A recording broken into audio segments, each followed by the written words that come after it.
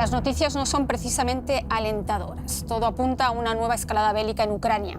El gobierno ruso ordenó la movilización de 300.000 soldados para hacer frente a la contraofensiva de Ucrania. Son reservistas con experiencia militar, aseguró Vladimir Putin, quien además amenazó con usar su arsenal nuclear. Se propone también celebrar pseudo-referendos en 4 provincias, entre ellas Donetsk y Lugansk, cuyo resultado sería su anexión a Rusia. El gobierno alemán critica la nueva estrategia de Putin, pero ¿enviará Berlín ahora las armas pesadas que reclama el gobierno de Zelensky? Nosotros hoy en A Fondo nos preguntamos, ¿guerra en Ucrania? ¿Se puede aún detener la escalada?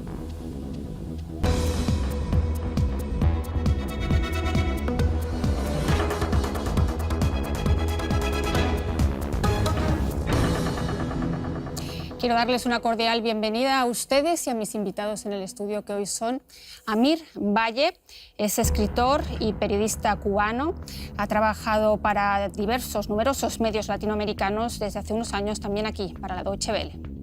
Hinnerk Berlekamp trabajó varios años en la sección de noticias internacionales del periódico berlinés Berliner Zeitung. Y Carmen Valero es corresponsal del diario El Mundo en Alemania y Europa Central y del Este. Bienvenidos a ustedes, bienvenidos a los tres. Y ya saben, les invito, como siempre, a participar en la discusión a través de las redes sociales. Es fundamental conocer su opinión acerca de este panel y en general de los temas que damos en la casa.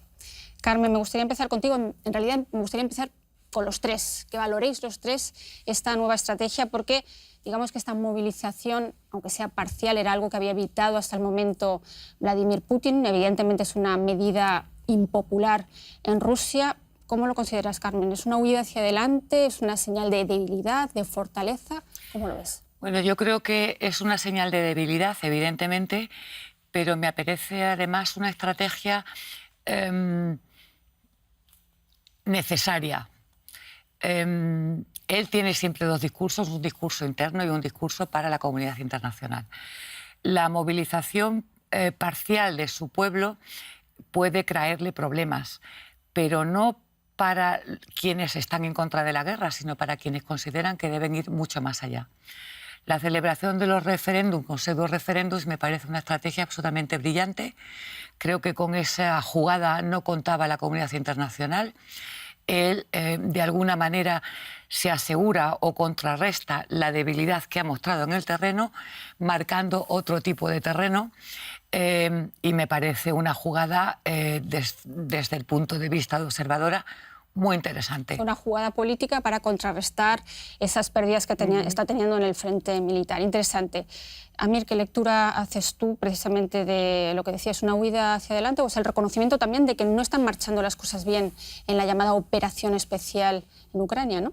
Él ha reconocido ya que la operación especial no ha tenido los resultados que él esperaba. O sea, él lo ha reconocido en los círculos internos sobre todo. En los últimos, digamos, contactos con los militares de su alto comando, él ha planteado justamente que la necesidad de establecer esta movilización general, que todavía es dudosa, porque hay que ver qué recepción y qué impacto va a tener dentro de la población rusa en este momento, es sencillamente una necesidad, como bien decía Carmen, de no detenerse. Es decir, yo no creo en ningún momento, como muchas veces se ha dicho, que la escalada pueda pararse. Es sencillamente un nuevo paso que él está dando justamente en esa estrategia a largo plazo que él estableció cuando se dio cuenta que no podía tomar Ucrania como lo había planificado inicialmente. Y con la contraofensiva ucraniana y el apoyo que le ha dado la comunidad internacional, sobre todo en materia de darle una fuerza armamentística al ejército ucraniano, era lo más lógico que se esperaba que hicieran, ¿no? Lo que pasa es que también, y hay que decir, y esto es importante decirlo, dentro del enclave militar ruso hay muchas opiniones contrarias que están sobre la mesa en este momento. Y hay que ver que son las que invitaban, entre otras, a una movilización general de las tropas, ¿no? Hinnerk, ¿cómo lo ves tú? Al fin y al cabo también es una muestra de que no está dispuesto a ceder y que esto va para largo. Seguro que sí. También creo que es un síntoma de debilidad, porque tantos meses él trató de hacer parecer todo todo eso una operación especial, sin usar la palabra de guerra, como sabemos. Y ahora tenemos el reconocimiento de que sí se está convirtiendo también para él en una guerra. Y bueno, está dando un paso, bueno, sí hablamos de que es un síntoma de debilidad, sin duda, pero está dando un paso que Ucrania dio, bueno, cuando empezó la guerra en Ucrania, hay movilizaciones desde el primer día y cosas que vemos ahora en Rusia de gente joven que no quiere que se le reclute. Todo eso también ya lo hemos visto en Ucrania, gente tratando de huir del país, gente que entonces la policía ucraniana impidió y la detuvo en la frontera y la mandó a combatir. Entonces es la guerra, es horrible y ahora Putin tuvo que reconocer que también en Rusia tiene que tomar medidas que el plan original ha fracasado. Pues vamos a escuchar lo que dijo Putin precisamente porque lo que está contando Hinnerk es lo que han desencadenado estas palabras. Escuchemos. La movilización parcial significa el reclutamiento de ciudadanos en la reserva y sobre todo aquellos que ya han servido en el ejército y los que tienen experiencia militar especializada. Los convocados al servicio militar deberán realizar una formación militar básica adicional. Bueno, ¿qué tan fácil es movilizar a esos reservistas? 300.000 en total. En el fondo solamente un 1% del ejército ruso, que es el segundo mayor del mundo. Es decir, en el fondo no parece tan descabellado, ¿no? Bueno, lo que es muy complicado. Eso tardará meses. Tienes que formarlos, tienes que integrarlos en la unidad, tienes que desplazarlos. Eso estamos hablando... Si ya tienen experiencia militar. Sí, pero bueno, hay que reciclarse. O sea, los expertos consideran que eso se tardaría meses. Es decir, es una decisión que queda de momento en el aire. Los primeros que han salido a luchar han sido, se calcula que como 11.000 presos. Ellos se les ha dado la oportunidad de luchar por su libertad.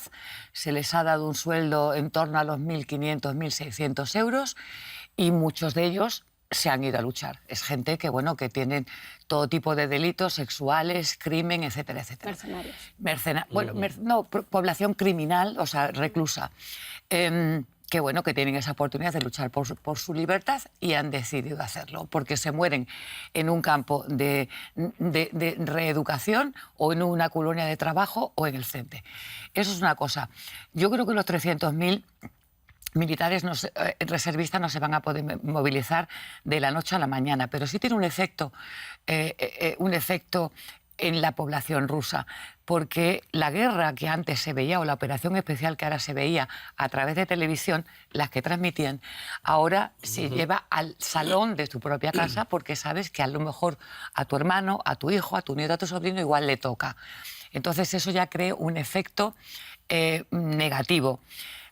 ¿Protestas en la calle? Pues yo creo que no van a pasar más de lo que son. Ya estamos viendo algunas, pero interesante, lo comentaba ya Hinnerk. ¿Temen la movilización general? Hemos visto que los vuelos a Armenia, a Turquía, a Kazajistán, ahora mismo hasta finales de octubre no hay vuelos, sencillamente porque realmente las madres probablemente en ese país han comprado, si tienes un hijo de 18 años, un vuelo para que pueda salir del país. Es decir, hay que decir algo que yo con 18 no sea reservista. Esa es la idea. O sea, yo recuerdo, y lo tengo que decir sobre la base de que la experiencia de mi país es la misma que del ejército ruso en cuanto a la movilización y a esto del servicio militar. Es la misma estructura. Yo no creo tanto, Carmen, en este sentido, que le sea tan difícil. Y yo creo que ahí es donde se basa el miedo de la población. En un sistema militar como el ruso, en el cual el reservista durante 25 años está establecido, puede ser reclutado en cualquier momento, incluso a la fuerza, deja muy clara un grupo de, vamos a decir, de cadenas con las que ese reservista que lo pasó quizás hace 10, 15 años atrás, porque no van a reservar a los viejos, van a coger a las personas que actualmente tienen entre 35 y 40 años. Son personas que son muy fácilmente localizables. ¿Qué es lo que sucede? Lo que tú dices ahí hasta un punto sí es cierto, porque esas personas tienen que reintegrarse al sistema militar. Además, esa es otra cosa. Pero lo que sí es claro, hay que decirlo muy claramente, es que Eso es lo que más ha motivado el miedo en la población, que conocen que ese mecanismo existe y cómo funciona ese mecanismo. Se declaran desertores, ¿no? Y son detenidos. Es un mecanismo que también existe en otros países. Estados Unidos mandaron a reservistas a Irak y a Afganistán, entonces no es tan excepcional. No es excepcional, no para nada. Todos hemos visto esas imágenes de los aviones y de las cadenas de autos en la frontera, y esa mañana el gobierno de Finlandia dijo que esas imágenes son mentira. Mentira. Que son de hace 3 días, que nada tienen que ver. Entonces también, ojo con creer en nuestra propia propaganda. Exacto. Hablábamos del temor a la movilización por parte de la población y hablamos también de las protestas, porque sí ha habido protestas en 36 ciudades con 1.400 detenidos y convocadas nuevas protestas para este sábado. Carmen, ¿tú consideras que es un factor mínimo? Es un factor mínimo por la sencilla razón de que la oposición en Rusia está encarcelada o se ha creado una oposición que está dentro de la Duma y que forma parte de alguna manera del juego político. La oposición real no está en la calle. O sea, la oposición real está con Navalny en el exilio o en prisión. La oposición que vemos en la Duma es una oposición construida y evidentemente pues en la calle habrá protestas, habrá 1.400 detenidos, habrá penas de cárcel, es una cosa que hemos visto, pero yo creo que Putin no va a caer o no va a cambiar de idea simplemente porque haya demostraciones en 30 ciudades. Y los institutos cercanos al Kremlin coinciden con el Instituto Levada, muy reconocido por Independiente, de que el 70% de la población de una forma u otra apoya al presidente. Y tampoco eso nos tiene que sorprender, porque también es un fenómeno que se ha dado en todas las últimas guerras que vimos. Nunca hubo una oposición fuerte en Estados Unidos contra las guerras de Irak, Afganistán. En Alemania fue muy débil la oposición cuando Alemania se metió en la guerra de Yugoslavia en el 99, también ilegal según todas las reglas del derecho internacional, etc. Entonces, no es un caso aparte. En un momento de lo que un gobierno logra vender como una amenaza exterior, todo el pueblo se reúne alrededor del gran líder, llámese Bush o en ese caso llámese Putin. O también hay un detalle muy curioso que hay que interviene justo en esta, sobre todo en la propaganda interna de Putin, para tratar de mantener ese apoyo que sí, o sea, todo el mundo habla de un apoyo prácticamente mayoritario del pueblo ruso a la invasión en Ucrania, e incluso las muestras de la rusofobia internacional que está ocurriendo están siendo muy utilizadas por la propaganda rusa para amplificar eso. Pero hay que recordar algo también, que yo creo que también, digamos, cae sobre la mesa. Importantes figuras del arte, de la educación, de la comunidad intelectual rusa han abandonado el país. Se han puesto muy fuerte, se han opuesto fuertemente en contra. Y no hablo de figuras importantes solamente, sino de figuras que tienen que ver mucho con la opinión pública nacional. Digamos, pues por poner un caso muy simple, por ejemplo, las declaraciones recientes de Alla Pugacheva, que es todo un mito en Rusia, han sido muy impactantes dentro de sectores muy importantes porque son las madres de los que van a combatir. Bueno, pues perdona que te diga la abuela. Un 80% de la población sigue apoyando a Putin. Otro factor, porque luego se nos escapa el tiempo, hablabas de la jugada política, de esos pseudo-referendos que se van a convocar a partir de mañana ya, y que para el 27 de septiembre hay 4 provincias ucranianas que van a formar parte del territorio ruso, Lugansk y Donetsk, seguro donde hay muchos más rusófilos, Zaporilla y Gerson, gracias, más complicado, pero en cualquier caso, ¿qué repercusiones va a tener eso? A mí me parece una jugada brillante. La verdad es que en el momento que escuché la idea de celebrar un pseudo-referéndum, me pareció muy, muy original. O sea, puedes estar a favor o en contra, pero como observadora lo miras desde fuera, es una carta que Putin lanzó sobre la mesa y que estoy convencida que nadie se esperaba, y por supuesto tampoco los servicios de inteligencia. Bueno, después de Crimea, es una forma... 2014, no, pero no para este fin de semana. No para ahora. No para ahora. No para ahora. Lleva anunciándolo. Sí, pero para ahora, para el fin de semana. Y tal es una forma de reclamar los territorios que él todavía no tiene en su integridad. Es como se apropia de una Sobre todo victoria Jersón y militar Zaporilla. desde el punto de vista político. Es decir, y marca el terreno. Ten en cuenta que, bueno, que ha perdido mucho territorio en las últimas semanas, pero todavía sigue controlando gran parte del Donbass. Pero él se anexiona de facto ese territorio y lo que intenta hacer es congelar el conflicto y decir, esto es mío. Y cualquier ataque a mi territorio se considera un ataque a Rusia. Y de ahí entra en juego la movilización parcial de sus soldados, que no van a tener como objetivo reconquistar parte de Ucrania, sino No defender defender el territorio propio. Ruso, evidentemente Sí. violando el derecho internacional, Obviamente. en un país en guerra, con presencia de soldados, es decir, y es algo que han anunciado ya países hasta, digamos, más afines a Rusia, como en el caso de Turquía, que no van a respetar ni van a reconocer. Bueno, casi nadie en el mundo ha reconocido la anexión de Crimea. Igual Crimea sigue anexada y no sé si alguien cree que va a volver a formar parte de Ucrania. Yo en ese momento no lo creo. Así la ofensiva de Ucrania en el norte, en la región de Kharkiv, gran sorpresa y gran derrota, más de todo simbólica, más que militar, mucho más simbólica de Rusia ahí en ese frente. Ahora Ucrania la está pagando muy caro.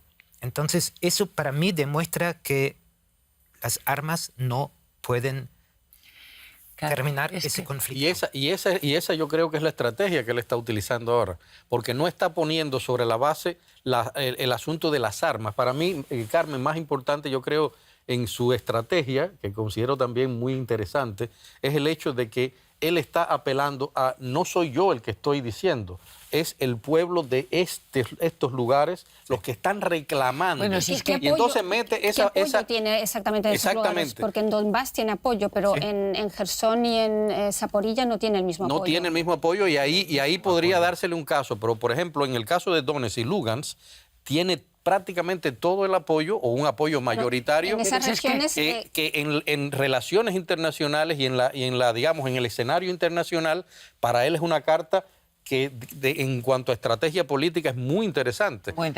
Es que además da igual que la comunidad internacional reconozca ese referéndum o no lo reconozca. O sea, lo importante es que él lo considera válido. Entonces, en el momento en el que considera válido un referéndum que, por supuesto, va a ganar, con las condiciones absolutamente sin ningún tipo de control, la cuestión aquí es que él va a considerar eso su territorio, independientemente de lo que piensan los demás. El problema de Crimea, ahora... la política de hechos consumados de 2014. Vamos a ver, hay países todavía en Europa que no tienen reconocimiento. Y, por ejemplo, me dirijo a Kosovo. Kosovo es un país que no ha sido reconocido por muchos países miembros de Naciones Unidas e incluso de la Unión Europea, incluido España. Y ahí está. España no ha reconocido a Kosovo, lógicamente. Entonces, ahí está. Entonces, el problema no está en qué es lo que piensen los demás, la comunidad internacional del referéndum. Lo importante es que Rusia lo va a dar por bueno y a partir de ahí, ¿qué reacción debe esperar la comunidad internacional si ataca esos territorios que Rusia considera propios? Putin ya Esa es la pregunta. ya ha dicho que defenderá esos territorios con todas las armas a su alcance y ahí es donde ha dejado veladamente o no tan veladamente caer la amenaza de utilizar armamento, por lo menos táctico nuclear. ¿Estamos ante una escalada de este tipo, Iner? Creo que es más la parte retórica, la parte simbólica, pero exactamente esa es la amenaza. De este momento en que, según la constitución rusa, que según el parlamento ruso, el presidente ruso Jersón es ruso, entonces Rusia tiene derecho de defender con lo que sea. Y Rusia muchas veces ha dicho, y también lo ha reiterado ahora, que en su vida va a atacar a otro país con armas nucleares, pero para defender su propio país va a usar lo que sea. Y entonces ahí está la amenaza: no toquen lo que nosotros consideramos nuestro. Siempre hay una forma de darle la vuelta también a los argumentos. Echemos ahora un vistazo a esa contraofensiva ucraniana, a esas zonas del norte de Ucrania que fueron reconquistadas la semana pasada. Está la ciudad y centro ferroviario de Kupiansk, que es clave para reabastecer a las tropas rusas. El suministro de las tropas es precisamente uno de los flancos débiles de Putin. La ciudad está dividida en dos. La ribera oeste vuelve a estar bajo control del ejército ucraniano y las tropas rusas se han atrincherado en la otra orilla. Y Putin, desde luego, lo que no quiere es perder territorio que ya ha conquistado o que ya ha hecho suyo ahora con estos reservistas, pero que, como decía Carmen, a lo mejor tardan meses en llegar, podrá con más o no. No, tardarán, porque uno de los problemas que se ha puesto de manifiesto en esta situación es que el gran problema de Rusia es la logística. Exactamente, que eso es lo que comentábamos ahora mismo, que hemos visto claramente en esta ciudad, por eso hemos mostrado ese mapa. ¿Podrá defender más fácilmente esos 1000 kilómetros que al final son ahora mismo el frente bélico? Esa es con la... esas botas, iba a decir boots on the ground, perdón, con la infantería, que es al fin al cabo lo que le falta a Putin. Esa es la disputa que hay justamente ahora dentro del alto mando del ejército ruso. O sea, es básicamente si la movilización ayudará a defender con lo que ya tienen el removimiento y la recolocación de las fuerzas que están en otros lugares hacia la frontera, hacia esos kilómetros de frontera. Y esa es una pregunta que vamos a ver en los próximos días. Todo depende no solamente de la parte logística, yo insisto en la resistencia que está poniendo justamente la mayoría de la gente que está en la condición de reservista. Es decir, habría que ver hasta qué punto ¿Refieres ahora mismo a los soldados rusos que se opongan hasta qué punto esa posibilidad de esos 300.000 dentro de ese, digamos, dentro de ese ámbito, quienes pertenecen a ese % de la población que apoyan a los rusos. Bueno, es que no tienen otra opción. Claro, es que aquí no se trata de decir... No se trata. Si hablamos de querer o no querer. No. Y el problema, o sea, a lo que me quiero referir no es al hecho de si te toca o no se toca, sino que ahí entran otras cosas de la huida, la deserción, es decir, que otros fenómenos de logística... 15 años de cárcel. De logística, o sea, exacto. Es que, un problema de logística que les va a complicar todavía más. ¿Pero qué te hace creer que esas 300.000 personas, esos 300.000 reservistas, no están dispuestos a luchar? Es que partes de la base... No, pero es lo que estoy diciendo. Es que parte de la base de que va a haber resistencia. Yo no puedo partir de la base de que va a haber resistencia. Parto de la base de que hay 300.000 reservistas del ejército ruso que van a luchar. Pero sí que entiendo... Pero esa es una pregunta. O sea, sí que se entiende, que no es una guerra especialmente popular. La gente del alto mando militar se está haciendo esa pregunta. Es decir, si tú oyes el encuentro de Putin de ayer con el ejército, el alto mando militar, es decir, que me lo disparé en ruso prácticamente completo, tú te das cuenta de que ellos mismos no tienen claro hasta qué punto eso puede resultar. Sí. Y por esa razón, mucha gente está pidiendo dentro del ejército el paso a la movilización total. Es decir, por esa razón te digo, si ellos vamos a ver, ahora es que el problema si es una movilización global, porque si hace falta, Putin también va a movilizar más. Lo va a movilizar, absolutamente. Y todo el tema de la logística que menciona, todo correcto, pero no nos olvidemos de que Ucrania está teniendo el mismo problema logístico. También tiene un frente de 1000 kilómetros y Rusia recién ahora ha empezado a tocar... Pero a atacar algunos objetivos logísticos en Ucrania que antes no había tocado. Cuando empezó la guerra, muchos ya dijeron es una guerra de aniquilación. No, era una guerra casi a bajo nivel, a fuego lento, casi de desgaste. Exacto. Y ahora Rusia ha empezado a atacar puntualmente, pero con la precisión que podía lograr la logística, atacar la red eléctrica, atacar la red ferroviaria. También Rusia está capacitada a hacer mucho daño a Ucrania, y eso antes del invierno puede hacer tanto daño que Ucrania también debería tenerlo presente. Y si escucho al presidente Zelensky decir no vamos a hablar con Rusia ni una palabra antes de recuperar el último centímetro de tierra ucraniana, eso no lleva a ninguna parte. No lleva a ninguna parte, pero por de muchas muertes. Ahora, no solamente quería hacer una Ahora, matización. O sea, solo quería hacer una matización. Primero, todos los encuentros que tenga Putin con el alto mando militar que se retransmitan en televisión, no entiendo por qué te lo crees. Porque estoy convencida de que todo lo que tenga que ver con la guerra, con la logística y con estrategia, no hay una cámara de televisión grabándolo y mucho menos retransmitiéndolo al mundo. Eso olvídate, con lo cual tú, que llevas en este negocio mucho tiempo, tienes que pensar por qué este tipo de conversaciones y en esos términos se pasa por televisión. Por eso mismo. Punto uno, no, pero es que no te lo crees. Punto dos. Hay una sencilla razón de por qué se para de la movilización total a la movilización parcial. O viceversa. Y la única cuestión es que con una movilización parcial tú puedes seguir hablando de operación especial. Claro. Y con una movilización total tienes que hablar de guerra. Es tan importante ahora mismo... Naturalmente que es muy importante, sí. Porque para poder llevar a cabo la movilización total que piden el sector más conservador de la Duma, tienes que declarar la guerra. ¿Vale? Y eso es lo que Putin ha intentado evitar desde el principio, con lo cual no puede pasar. Puede porque bueno, ya el lenguaje, declarando la guerra. Ya el lenguaje ruso ya también está cambiando. Si comparamos las palabras que se usan ahora y que se usaban hace, pero hay solo dos detalles, meses, señores. Se está hablando ahora en cada casi texto, Ucrania que nos está atacando con armas de la OTAN, con tanques de la OTAN, con artillería de la OTAN. Todas esas palabras no existían antes.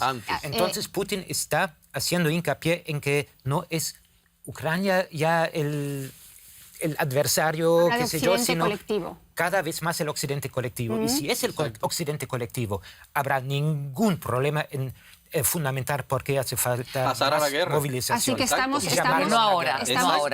claramente... Pero Úrsula, hay un detalle que falta, que yo creo que, o sea, lo pongo para matizar también.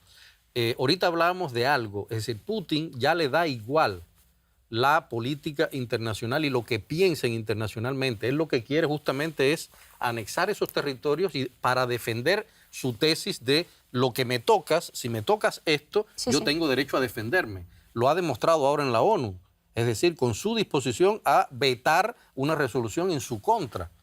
Es decir, todo el mundo completamente. Eso por un lado. Y por el otro lado, entonces está también el hecho de que Ucrania tiene, por desgracia, los mismos retos que tiene Rusia para defenderse en ese sentido, pero, ojo, pero Ucrania se siente en este momento bastante apoyada por ese occidente. Y con la superioridad Entonces, moral, pero habrá que ver a dónde eso está sobre el tablero también. Por favor, tampoco nos creamos la idea de que todo el mundo está contra Putin. No es el caso. Acaba de declarar pero nadie ha dicho eso. La Unión Africana acaba de decir que no quiere tomar bando en esa nueva Guerra Fría. Vemos cómo reaccionan los gobiernos de América Latina. El sur global Petro, participa de parte de esa Colombia, México, Brasil, etcétera, etcétera. Entonces, Putin sí tiene que mantener su imagen a nivel internacional y lo logra. En la cumbre que hubo en Uzbekistán ahora, con la India, con Pakistán, enemigos brutales entre sí, China, etcétera, etcétera, fue recibido, no le abrazaron, todo bien, pero... tiene su red de seguridad y lo está protegiendo y todavía le funciona. Bueno, lo que está claro es que estamos en una nueva fase de la guerra y mientras que la Unión Europea prepara un nuevo paquete de sanciones, también acuerda suministrar más armamento. Alemania ha enviado una larga lista de armamento pesado como lanzacohetes, pero no tiene intención de entregar de momento los tanques Leopard 2 que Ucrania reclama con insistencia. El Leopard 2 es uno de los mejores tanques de combate del mundo. Este monstruo de 1.500 caballos con tecnología de punta encabeza la lista de deseos de Ucrania. Pero el partido más grande del gobierno alemán, el SPD y su canciller, se niegan a cumplirlos. Olaf Scholz al mismo tiempo exclama: Alemania está dispuesta a liderar y asumir la responsabilidad con respecto a la seguridad de nuestro continente. ¿Cómo encaja todo esto? Incluso los Estados Unidos y la Unión Europea no se oponen a que se entregue el tanque Leopard 2 a Kiev. Hoy es más necesario que nunca que Ucrania obtenga la capacidad militar que necesita para defenderse. El ejército de la República Federal de Alemania cuenta con más de 225 Leopard 2. Solo podría ceder unos pocos sin arriesgar su defensa. Otros países de la OTAN también tienen el Leopard 2 y podrían participar en las entregas, algo que Alemania, como fabricante, ha impedido hasta ahora. ¿Cederá pronto el gobierno alemán? Carmen, ¿cuánto tiempo más va a aguantar Alemania la presión de los aliados? Y lo pregunto porque la embajadora estadounidense no deja de decir una y otra vez que Alemania podría hacer mucho más, ¿no? Claro, podría hacer mucho más, pero de momento me alegro de que no lo haga, porque si realmente... o sea, yo es que, bueno, espero que no lo haga por la sencilla razón de que sigo creyendo que este conflicto no se resoluciona con las armas. Si optas por la opción militarista, pues que mande a Alemania los Leopard y los 13 países europeos que han decidido, o se supone que también está dispuesto a hacerlo, cosa que sería un error desde mi punto de vista, porque resquebraja todo el intento de la Unión Europea de actuar de forma unánime, y son 27 países. Yo no creo en una solución militar en este conflicto. Me entristece profundamente que solamente se hable de armas y más armamento y todavía no ha habido ninguna iniciativa política seria para poder sentar a las dos partes a negociar. Yo creo que, además, el mensaje que están mandando los países, los gobiernos europeos es absolutamente contradictorio. Por un lado, oímos de que Ucrania necesita defenderse, estoy totalmente de acuerdo, y por otro, oímos Ucrania necesita mejorar su posición de cara a una negociación. Me parece que son posiciones que yo no entiendo, irreconciliables. claro, y no entiendo negociar el qué. Si el objetivo realmente es expulsar a Rusia de cada centímetro cuadrado de su territorio, ahí no hay nada que negociar, con lo cual no sé para qué mejora la posición de Ucrania.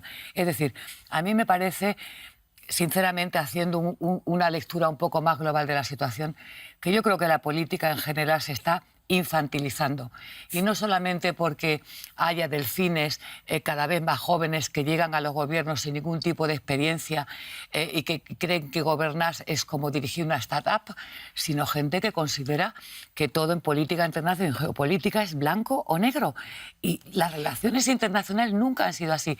No entiendo muy bien por qué hemos llegado a esta situación. Está la demanda de Ucrania desde un principio. Es que Ucrania puede demandar lo que quiera. También a mí me gustaría demandar un Ferrari y no lo tengo. O sea, quiero decir... Es la demanda de un país soberano que ha sido invadido. Claro, no es algo tampoco que ha sido invadido y pide el apoyo de claro, los países. Yo lo entiendo y entiendo perfectamente la necesidad de Ucrania. Lo que ocurre es que cada acción tiene una reacción. Evidentemente. Sí. Lo hemos debatido muchas veces, pero me gustaría hoy también un poco, y me gustaría preguntar a Alemania en la ronda, esa reticencia de Alemania, evidentemente, a entregar tanques, precisamente tanques. 1939, los tanques alemanes son los que entraron en Polonia en 1941, en la Unión Soviética. Creo que para nuestro público también es importante explicar por qué Alemania, y te lo pregunto a ti como alemán, por qué para Alemania el canciller Olaf Scholz es tan complicado o teme tanto desencadenar precisamente una tercera guerra mundial o darle la narrativa, el argumento perfecto a Putin, que ha hablado también el pasado 24 de febrero de que quería desnazificar precisamente Ucrania con la entrada de tanques. Sí, justo los tanques tienen una fuerte connotación simbólica porque fueron los tanques el arma más importante para el ejército nazi cuando hizo el Blitzkrieg en el 41 y casi logra vencer a la Unión Soviética de ese momento. Y después fueron los tanques rusos T-34 los que ganaron la guerra a los aliados, a todos, incluyendo los americanos e ingleses, porque sin el ejército ruso soviético en ese momento no hubieran ganado la guerra contra Hitler. Entonces sí tiene una connotación muy importante simbólica, pero coincido plenamente con Carmen que me alegro de que Alemania no los haya mandado, porque todo lo que logramos, sí, el día que mandamos tanques, es que aceleramos la movilización general en Rusia. ¿Y quién gana algo? Es una vergüenza que los únicos que hayan logrado intermediar algo entre las partes sean el presidente turco y el príncipe heredero de Arabia Saudí. Es una vergüenza. Con este intercambio de prisioneros. Entonces, tiene que pasar algo, tiene que resolverse ese conflicto y lo dijo el secretario general de la OTAN, Stoltenberg, en junio, en una frase muy poco citada en Alemania, no me explico por qué, que todas las guerras terminan en negociaciones y entonces Ucrania debe preguntarse ya qué estará dispuesto a ceder. Es muy duro eso para los ucranianos, muy duro y muy injusto. Pero esa es la realidad. Y sin embargo, la retórica va por otro lado, porque vemos a la presidenta de la Comisión Europea, Ursula von der Leyen, exigiendo más, también por parte de Alemania. Vemos casi una especie de división ahora mismo dentro de Europa entre los que quieren aportar más armas a Ucrania y aquellos que se muestran algo más reticentes, ¿no? Mira, yo voy justamente por lo que lanzamos aquí arriba. Siempre ha faltado una disposición política para resolver el conflicto. Aquí yo no he hecho la culpa ni a Ucrania ni a Rusia. Los dos están posicionados en no vamos a ceder, cada uno con sus estrategias y cada uno con sus razones. Hay que decirlo así. Yo no le niego a Ucrania que solicite lo que le dé la gana. Tú tienes derecho a tener tu Ferrari, ¿bien? Igual que todo el mundo. No. O sea, es la misma cosa. Ahora, ¿qué sucede? Que todo esto parte justamente de lo que llevamos tiempo hablando en este programa. Tanto Europa no ha sabido tomar su lugar dentro del escenario europeo. No lo ha sabido hacer. Los políticos, por no sé por qué razón, habrá que ver, no han sabido encontrar esa fórmula. Llevan aprobando un paquete de sanciones entonces, nosotros intentando mostrarse unidos pero todas, exactamente, por ahí está el problema. El problema es que todas las estrategias han sido absolutamente arrinconar a Rusia, completamente, arrinconar a Rusia, priorizar a Ucrania con todo lo que haya que darle a Ucrania, pero no se ha buscado el equilibrio político para intentar buscar la solución real al problema. Pues vamos a escuchar. Es decir, es algo que falta en la política actualmente a nivel incluso internacional. Es decir, lo acabamos de ver en Naciones Unidas. Y muchos analistas también repiten que cuando termine un día la guerra, Rusia seguirá siendo nuestro vecino. Exacto. Rusia es parte de Europa, es una, no sé, no la mitad, pero una tercera parte de Europa.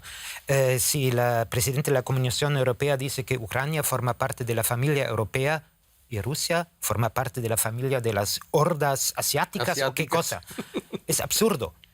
Hay que encontrar algún tipo de entendimiento. Somos vecinos, tenemos que cohabitar y ese problema lo tenemos nosotros, los europeos. Es difícil explicárselo ahora a los ucranianos. Perfectamente, pero es un problema que tenemos todos en Europa mucho más que lo tienen que Estados Unidos. Ustedes, Estados Unidos no dependen de eso. Estados Unidos pueden soñar con que haya una nueva cortina de hierro por Europa con Rusia de un lado y el resto del otro y quién sabe por dónde exactamente, pero para Europa eso no es una solución que sirva para algo. Pues es evidente que para Europa esta guerra está mucho más cerca que para Estados Unidos y vamos a escuchar ahora precisamente al canciller alemán, es decir, a uno de sus líderes políticos que calificó la movilización de Putin precisamente de un acto desesperado. ¿Y cómo ha calificado la escalada bélica? Lo hizo así desde Nueva York, donde pronunció su primer discurso ante la Asamblea de Naciones Unidas. Escuchen. No hay justificación para la guerra de ocupación de Rusia en Ucrania. El presidente Putin tiene un único objetivo: apoderarse de Ucrania. La autodeterminación y la independencia política no existen para él. Eso solo se puede definir como imperialismo.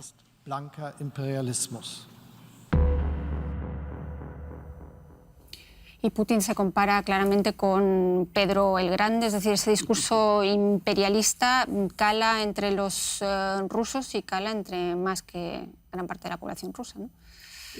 Putin está, ahorita se hablaba de los dos discursos de Putin, ¿no? De cara al mundo y de cara al país, ¿no? Y de cara al país él está tomando por esa pose nacionalista de defensa de Rusia, de los rusos, del imperio ruso, o sea, de la grandeza de Rusia, básicamente. Make Russia great again. Great again. El mismo discurso, exactamente. Pero internacionalmente, repito, vuelvo a decir lo mismo que dije ahorita, cada vez va perdiendo más de eso, pero ya le da igual. Es decir, las alianzas que él está teniendo, salvo el caso de India, algunos países grandes que todavía se mantienen al margen por razones económicas, que hay que decirlo, por razones económicas más que otra cosa, lo mantienen a él como que en un stand-by, porque hay que decirlo con todas las letras, muchos de los países que apoyan a Putin completamente en América Latina no significan ni económicamente ni políticamente nada, ni para Rusia, ni para los organismos internacionales, ni para Putin en lo personal. La dependencia económica es mucho mayor de China que de Rusia. Pero ¿creen realmente que su existencia, la existencia de Rusia depende de esta guerra? Y no solamente en Rusia, sino también en los países afines. Rusia no va a desaparecer, tampoco desapareció cuando las potencias que ganaron la Primera Guerra Mundial lograron en la paz de Brest-Litovsk reducir a ultranza el territorio y arrebatarle a la Rusia de entonces. Es la narrativa de Putin en estos momentos cuando dice que el occidente sí, pero Putin tiene un arma del que hoy no hablamos todavía, que es muy importante, todo el factor económico. No sabemos qué nos espera en ese invierno en Europa. No sabemos. Hay mucha gente ahora en Alemania y en otros países que no saben cómo van a sobrevivir este invierno porque no pueden pagar la cuenta de gas. Así de fácil. El gas es el símbolo de mucha cosa en ese momento. La industria no puede pagar tampoco el precio del gas, y varias de las medidas que intenta el gobierno no les sirven por cuestiones de impuestos. Entonces, no sabemos en qué situación vamos a estar en invierno y en primavera, y Putin tiene los instrumentos en la mano para apretar mucho más.